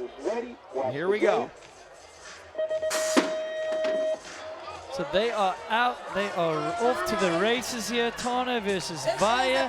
What will it be? The current leader of Queen of Crankworx against Tane Seagrave. Pretty even here down this back straight, Cam. Well, Tani looks to have, oh, it's a dead tie. No way. I was going to say it looked like Tani crossed first, but when it's that close, you're just guessing. We just consult those really intelligent timing beams down there, and they say it's a tie. So that means it'll be a drag race for the bronze medal once we get them back to the top of the course. So as we've been stating, there are no chains on these bikes, so it's all about the pumping and the momentum. Try not to tap those brakes in the turn. That'll be so detrimental to your speed.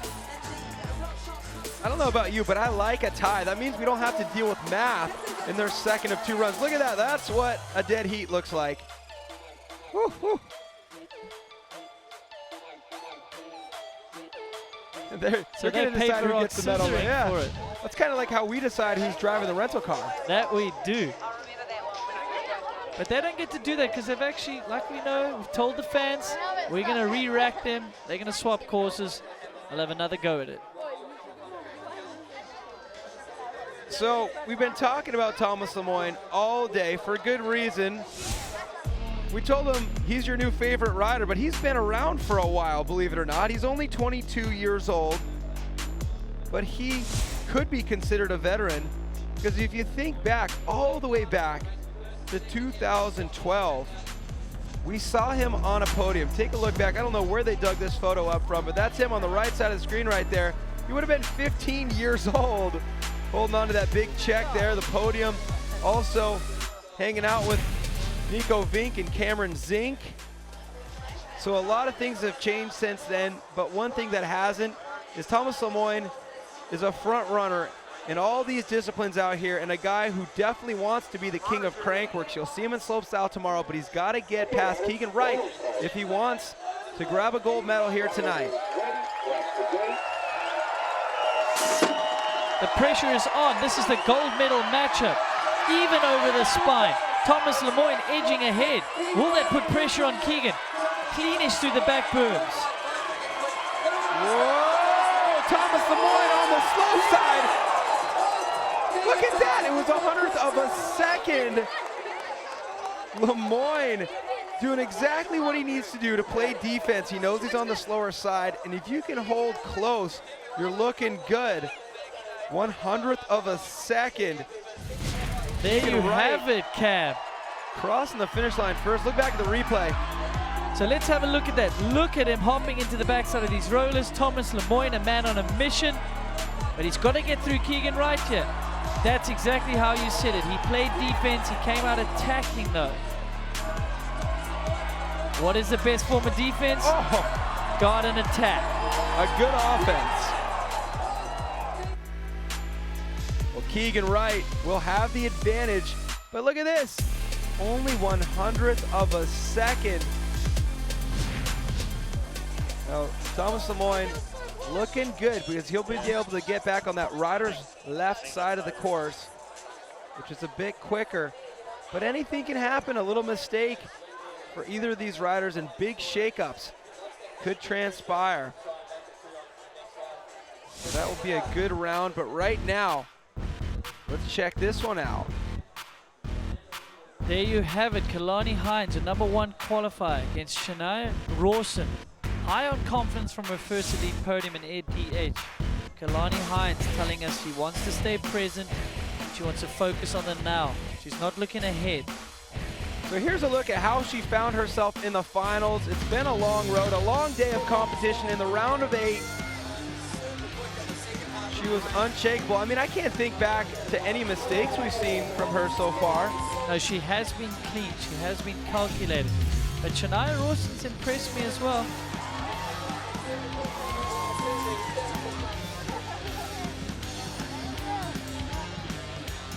And that's what led us right here. Keilani Hines in the final, left side of your screen, going up against New Zealand's Shania Rawson. She says she's been racing BMX since she was a tiny little baby, a little toddler. She's been racing bikes. Now she's got a chance at a gold medal here. Here we go. So the gold medal matchup. This is heat 1. Shania Rawson with the wheel ahead. What will that do to Kalani Hines? Will that put any pressure on her? So here Kalani comes on the slower heat. She's going to put a wheel in. Well, Keilani Hines, I mean, she's shaking her head, but she's got to feel good about that. She was on the slower side. She crossed the finish line 0.14 ahead.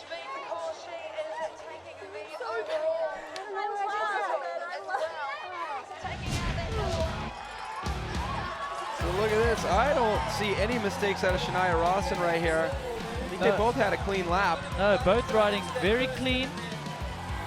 Impressive riding from both of them. There's a lot of pressure on their shoulders. A lot of money up for grabs. There's points for the Queen of Crankworx. There's points for the overall title for the Pump Track series as well. She entered a little bit low there. Yeah, so maybe a little bit of mistake, like you said. Not carrying as much momentum as she would have liked down the back straight. Shania Rawson will have her work cut out for her when she gets on the slower side. She'll have to make up more than 0.14. But nothing to lose for her. She's guaranteed a medal. That's probably more than she expected coming here. Well, you're talking about medals over there, Andrew. What do you say we give one away? It's about time. Let's do it. We've been waiting all evening. It's been exciting, but now it's what we were all waiting for. Our bronze medal matchup. So to get you up to speed, round 1 of the bronze looked a little something like this. Adrian Lerone versus Billy Meeklum. Meeklum wearing the black there on the rider's left course, the faster side. And Adrian Lerone holding close. So the stage is set for a very, very, very tight matchup here. Only 0.11 separating these two. Adrian Lerone now finds himself on the faster side. What will the story be? Okay, riders, random start. Riders ready, watch the gate. David versus Goliath. We said that so much here. Billy Meeklum, nothing to lose here. Already won one event. Adrian Lerone with the wheel ahead. A #1 qualifier, Adrian Lerone. What will it be? Oh, no way. 0.31 right here. Adrian Lerone takes the bronze medal. That's got to feel good for him, Cam. We know how visually angry, despondent he was from yesterday. He's clearly been working hard in the offseason. I have a feeling he's in a better mood. Let's hear from him, Michaela. All right, thanks, Cam. Okay, so Adrian, yesterday didn't go so well for you, but today, bronze medal. How do you feel? I'm so happy. It's been a really long week for me, 4 events, like many other athletes. And it's really hard to be focused on every event and really physical also. And I'm finishing the week with a 3rd place. I'm really happy. Finishing with a bang. Well, congratulations again on your bronze medal here at the Pump Track. Thank you very much. A way to go there for Adrian Lerone. He grabs the bronze medal, but Billy Meeklum definitely going to earn some points with that 4th place. Now, we're going to have to wait to do the math, but there's a very good chance he could move into the top spot on the King of Crankworx tally here. But look at Adrian Lerone. This is how he did it.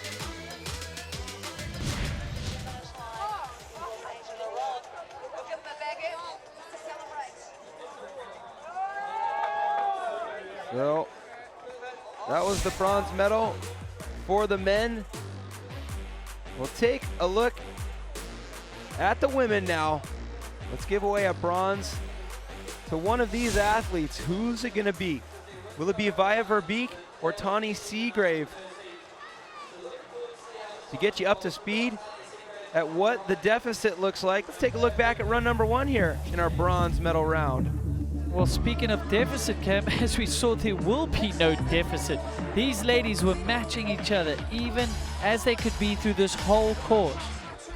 Down the back straight, little bubble there from Tane. There you have it, dead heat for those two ladies. So easy for us to figure out, no maths for us. Whoever crosses the line first will be given the bronze medal. All we gotta do is watch a race. Let's sit back.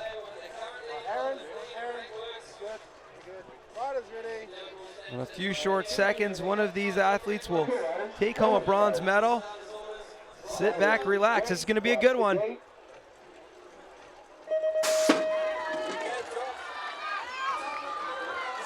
So over that technical spine. Tane with the advantage being on that lane. She just needs to run a clean race, and you would think it'll be enough. Carrying good speed out that back berm. There is your bronze medal winner. Big day for her. Podium in the downhill, podium in the pump track. What a great way to kick off the 2019 season for Tani Seagrave. Get my helmet off. I broke my We'll give her a chance to get her helmet off. Oh, thank goodness Michaela's a former rider, current rider. I mean, she comes in handy. When we want to know something, we just send it down to her. If somebody needs their helmet off. Yeah, no pressure, but we'd like a word. All right, you're free. Big week for you. I was talking to you earlier on the downhill. Yeah. What's the transition like from the downhill bike to the hardtail in the same day? I mean, it's completely different. So it is a bit of a change, but you know, it's still two wheels, so you still got to go as fast as possible. Well, it's great to see you out here tonight, and you just got the bronze medal. Oh, thanks, Michaela. Oh, you're welcome, Tani, and I'll help you out with your helmet anytime. Cheers. Well, there we go. Everybody needs a little help every once in a while, but Tani Seagrave needed no help here in this heat. It was a tight matchup, but she did exactly what needed to be done in order to take home that bronze medal. Huge day for her. Downhill this morning, pump track tonight, grabbing that bronze medal. And we've given out the bronze, but the big question now is who's going to take home the gold? Look at who has an opportunity to do so. There you have it. Keegan Wright with the advantage. And we already know Adrian Long has got that bronze medal. What can Thomas Lemoyne do when we get back here? Well, they're already in the gate. We're going to give them an opportunity to get nice and nervous. That's the gold medal round in the RockShox Rotorua Pump Track Challenge. It's coming up after the break. You're not going to want to miss this, so sit right there.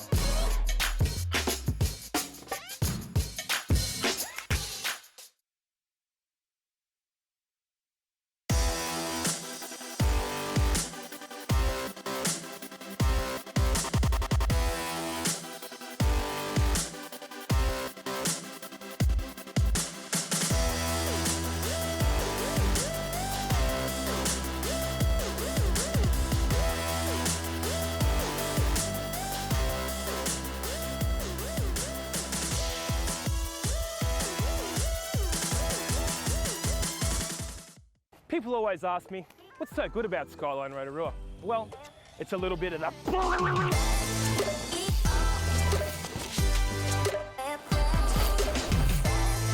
And it's a little bit of that.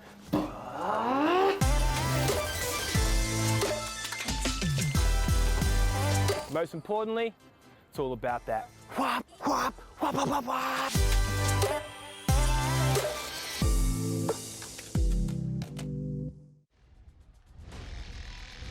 First in Rotorua DH, first in Redwoods DH, second in Innsbruck, third in Garbo. Just a man on fire. Out of New Zealand, Sam Blankenship.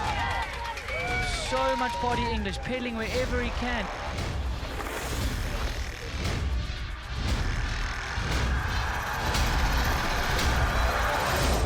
King of Crankworx, Sam Blankenship.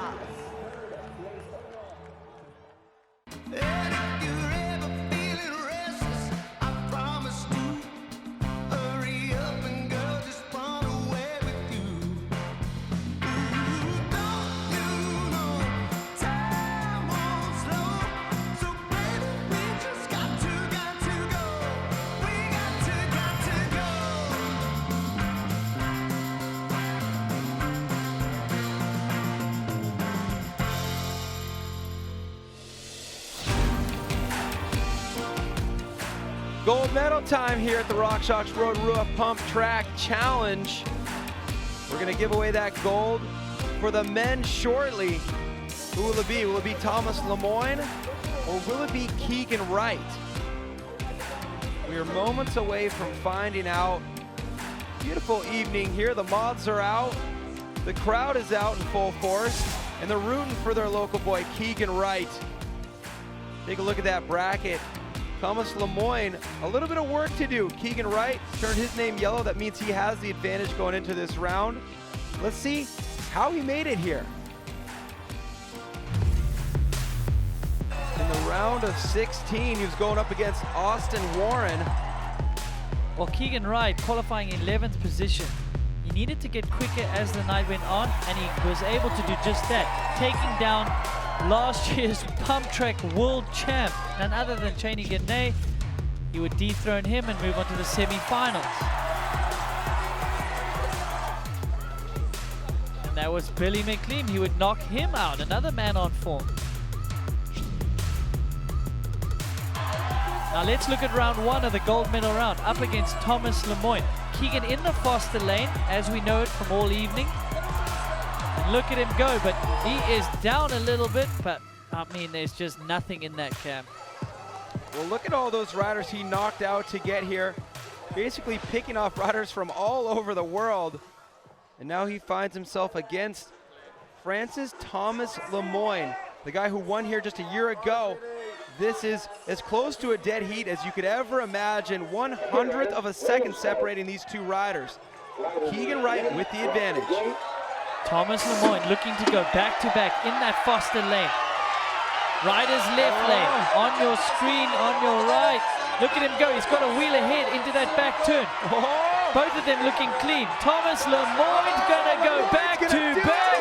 The Rotorua 2019 Pump Track champion. History repeats itself in Rotorua.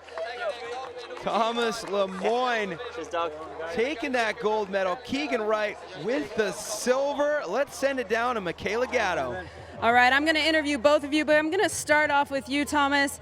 You just came home with the win. My question is, you won here last year, you won here again tonight. Do you get to celebrate it all, or are you just going to go to bed and think about slopestyle? I'm going to go to bed for sure because I have a big day tomorrow again. I go out tomorrow night if everything goes good. All right, well, we'll reserve the celebrating for Saturday. Yeah. Well, congratulations on the win tonight. Thank you. And we'll celebrate tomorrow. And you, Keegan, is that enough? Has your energy been expended? Do you think you can sleep tonight? Oh, the levels are definitely down a bit now, but nah, Thomas wore me out good. He's too fast out there. It was good fun. Thanks everyone for coming out and supporting. It was an awesome night out there, and yeah, enduro on Sunday. Yeah, we'll see you Sunday. Congrats on the second place. Cheers, thanks. Oh, way to go for both of these athletes out here, taking home the hardware. It's going to be really fun to start calculating out those numbers and see how these results shake up our King of Crankworx overall standings. Thomas Lemoyne, still a lot of work to do tomorrow. His biggest event of the week, the one he puts most of his energy into when he's practicing at home in France. That'll be tomorrow in the slopestyle. There's his local riding crew right there. Louis Rabeau, Thomas Janon and company. Congratulations right there. But we got another gold medal to give away. Run one between Shania Rawson and Keelani Hines looked a little something like this. Yeah, our favorite coming in, Kelania. It's going a little bit deep over that first spine. Qualifying in first position, but Shania Rawson has been knocking out some big names as well on the road to this gold medal matchup. Keelani Hines will take the advantage into the second heat of our gold medal matchup coming to you right now. Well, let's get you up to speed with what the differential was. Keelani Hines was 0.14 ahead on the slow side. She now finds herself on the fast side. She needs a smooth run for a gold medal. Okay, riders, random start. Rider is ready, watch the gate. Shania Rawson needs a good start. Let's put some pressure on Keelani to have a chance here. It's a little bit of a wheel ahead into the first turn. Shania Rawson coming off the podium in ADH. What color will this medal be? No, Kehlani Hines will win. Kehlani Hines with the gold medal. She has been on this quest for quite some time now, and she's finally done it. That's got to feel good. That does. I mean, she's been playing the bridesmaid for a while now. That is a great one. She finally got the gold, and let's hear from her. Michaela? All right, so we were talking a little bit earlier. You've never won a pump track, is that correct? Yeah, it's true. Oh man, how does it feel? Oh, really good. I'm like still shaking. I'm just so happy. Like, yeah, I'm just really stoked with how I rode, regardless of my gait. But yeah, happy. Yeah, how were the nerves going? What are you telling yourself on that final run, gold medal round? How do you calm yourself down? I mean, I can't really get rid of the jitters, but I just tell myself to just ride smooth, not fast, you know, just keep it like consistent. I think we actually read a quote of you saying something similar earlier, so that's got to be true. Yeah. Well, congratulations. Massive win tonight here at Pump Track. Go celebrate. Yeah, I will. Thank you. Yeah, there we go. Kehlani Hines does not have slopestyle tomorrow. She can go celebrate. Congratulations to all our medalists out there today, especially Kehlani Hines. I mean, so many second places last season. She was second place in the overall world championship. She was second place at this event last year. She finally got the monkey off her back. But now that the dust has settled on such an eventful day here of competition in Rotorua, this is what the king of Crankworx standings look like. Bas van Steenbergen down into third place. Billy Meeklem catapulting himself ahead of Bas van Steenbergen. Well, to think about it, he's been in second place before. The real person who catapulted was Keegan Wright. A pretty hefty lead right there, 224 points. He has Enduro on Sunday, so an opportunity to add some more points for him. You see Kehlani Hines celebrating with her boyfriend there, Austin Warren. You saw him in earlier brackets today. Impressive day of competition out here, Andrew Neethling. Let's digest the queen standings, why don't we? Well, Via Veerbeck has added to her lead. She's up to 282. Annika Beerten got a few points, but look at Shania Rawson with that first podium in ADH and now some more points tonight. She's in third position. Impressive riding by Kehlani Hines though. She kept her head cool and calm, knowing that she was the favorite, qualifying in first. It actually was all to lose for her. And really, really well done to her. Experience paid off. There you have it. So Kehlani is celebrating right now. Thomas Lemoyne said he's going to wait until tomorrow night to celebrate, and we're going to show you why. Because he needs to rest up. Big day tomorrow. The Maxxis slopestyle in memory of Magaza. All the best slopestyle riders in the world. The first stop of the Crankworx FMBA Slopestyle World Championship. 3 o'clock local time. Tune in. 7 p.m. West Coast in North America. Central European time. That's going to be 3. Set the alarm clock because we'll be spraying champagne. And we're going to be kicking that slopestyle season off right. Andrew Neethling, what a great pump track race. Final thoughts? That it was. Well, Thomas Lemoyne going back to back. But Billy Meeklem, what a fairy tale story. He made it pretty far. That was really cool to see. But Kehlani Hines, she was really amazing under pressure, to be honest. Just stayed in the present moment. She was the favorite and she delivered. She got her first gold medal in pump track. It was chapter 1 of 3 as we kicked off the Crankworx World Tour and the Pump Track World Championship. It's going to be a long season. We'll see all these characters back in Austria. We will conclude this Pump Track World Championship in Whistler in August. What will the story be? Thanks for joining us in the RockShox Rotorua Pump Track Challenge. I'm your host, Cam McCall, alongside Andrew Neethling and Michaela Gatto. We'll see you tomorrow for Slopestyle. Good night.